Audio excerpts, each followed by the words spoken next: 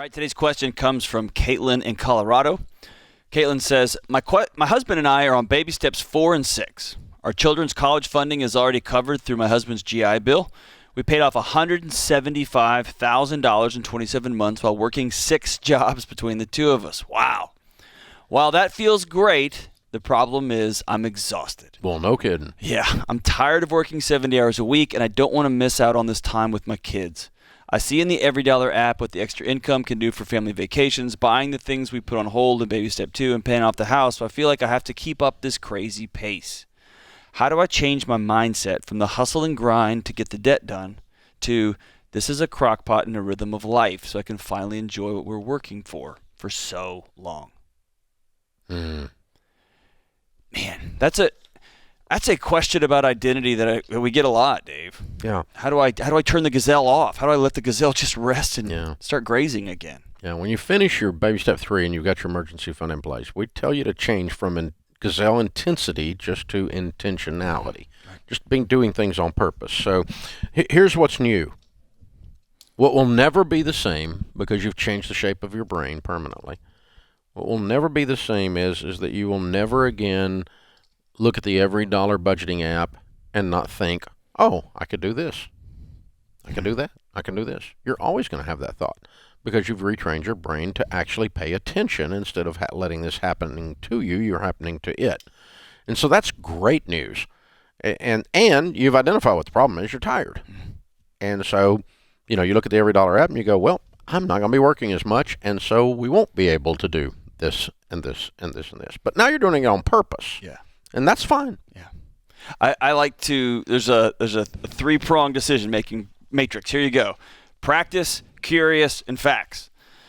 I want you to practice working fewer hours. And then I want you to feel how uncomfortable that is and be curious with yourself. Why does it feel so uncomfortable right now that I want to hang out with my kids instead of going to deliver pizzas tonight? And then I want you to sit down with the data. Your body's going to be telling you, we got to keep rustling, we got to keep running. What are the facts? The facts are you paid your debt off. You're okay. And you're going to slowly practice retraining your body that you're not in danger anymore. And now it's about how much fun can you have. And like Dave said, be intentional about your life.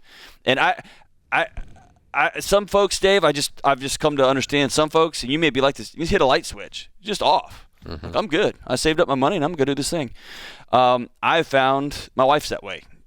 We got the money. We're good. And I keep thinking, all right, but what about this? What about this? And so I got to practice. I just lean into it and practice, and then I get better and better at it, and then I quit thinking about it after a while. So here's what happens. Your nervous system resets. That's right. And so you're driving 30 miles an hour for a year. And then you step on the gas, and your heart rate changes, your stomach comes up in your throat, adrenaline is released, and you're doing 90. And then you set the cruise on 90, and you ride along about 2 hours on 90. Then you reset the cruise down to 55, and you feel like a turtle. It's like you're walking. You feel like a turtle. Yes. You're like, what happened? Yes. I thought, but at first 90 blows your mind, right?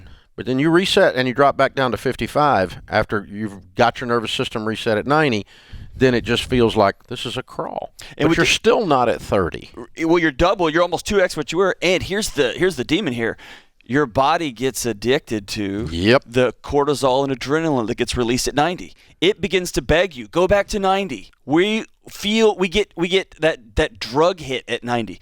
And you got to retrain your brain that, and what's worse than that is 90 won't deliver it anymore. You got to go 110. Because once you get satiated with that, you got to go on up again. And so you just have to force yourself to go, oh my God, this, because when those white lines are coming at you like, and then they're coming at you like, ding, ding. It feels like you're dying. It feels like the world's passing you by.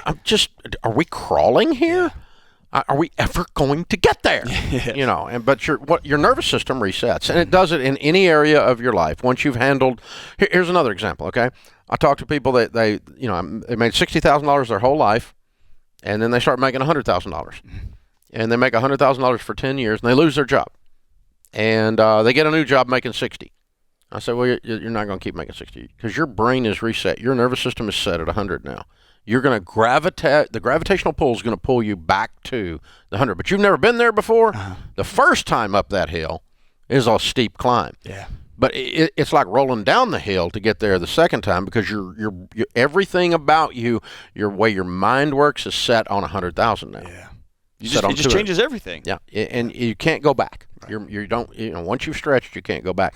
So you're going to experience when you turn this down the feeling of you've gone from 90 to 55, or 60, but that's still twice as fast as you used to be going. So you're fine. And what most people go wrong is they feel that downshift, and then they try to hide from it. Yeah. They numb it. They get into all kind of crazy addictions because they feel like they're going too slow or they're going too fast. And that's why I want someone, be curious about it. Go, oh yeah, we're going 60. And then what's the data? The data is we're going 2x what we used to be. The other speed wasn't sustainable. It was just for a season. We had to get out of that. Yeah, you're going to get arrested. Yeah, or you're going to crash your car, or your engine's going to melt down, right? And now, let's be curious about it, and then we're going to practice it. And then 60 is going to be a great cruising speed for the rest of your life. Yeah, we'll be just fine. And you'll have some more seasons at 90 and some of 40, but it's life. You can spike up if you want to spike up again, if you need to. But, it's not sustainable. You're exhausted. Yeah. You're exhausted. Yeah. And your brain is telling you, your emotions, your body, your fatigue level is talking to you. And so listen. Yeah. Listen. And there's nothing wrong with that. Everything you're doing is right. Everything you're doing is normal. The beautiful thing, though, is you now know what 90 feels like. Yeah. And so it's no longer a theory for you. And there will come a moment when you have to go 90 again, and you'll settle and it's right like, back in. I can do it. Yeah, I can do it. absolutely. I've had to do that after COVID. I've had to kick my hours and the work productivity that is, I'd slowed back, but I'm right back up where I was because there's some, stuff happened at Ramsey, and I got to be back in the saddle, and here I am. So here we go, baby.